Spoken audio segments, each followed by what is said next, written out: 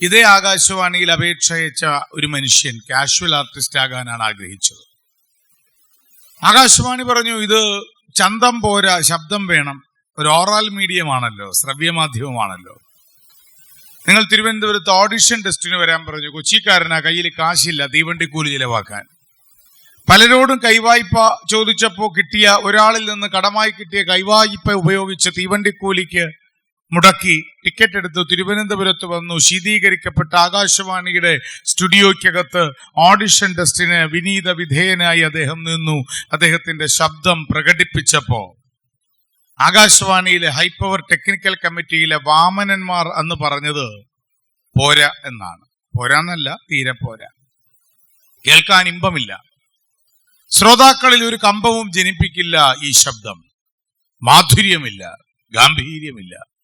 അതുകൊണ്ട് തന്നെ ആകാശവാണിയുടെ കാഷ്വൽ ആർട്ടിസ്റ്റ് ആകാൻ നിങ്ങൾ യോഗ്യനല്ല.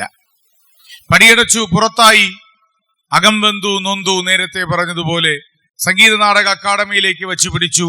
ഒരു സ്കോളർഷിപ്പ് തരണം, ബുദ്ധിമുട്ടാണ് ജീവിക്കാൻ എന്ന് പറഞ്ഞു. അവരും പറഞ്ഞു, ബുദ്ധിമുട്ടാണ് സ്കോളർഷിപ്പ് തരാൻ, നിയമമില്ല, നിങ്ങൾക്ക് അത്ര കണ്ട് പ്രാവീണ്യവുമില്ല. 6 വർഷങ്ങൾ കഴിഞ്ഞു.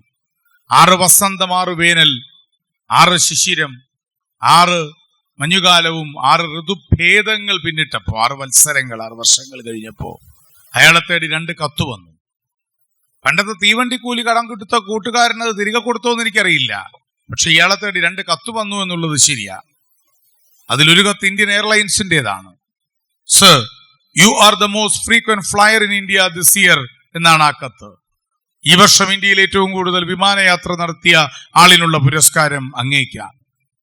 മറ്റൊരു കത്ത് സംഗീത നാടക അക്കാദമിയുടേതാണ്.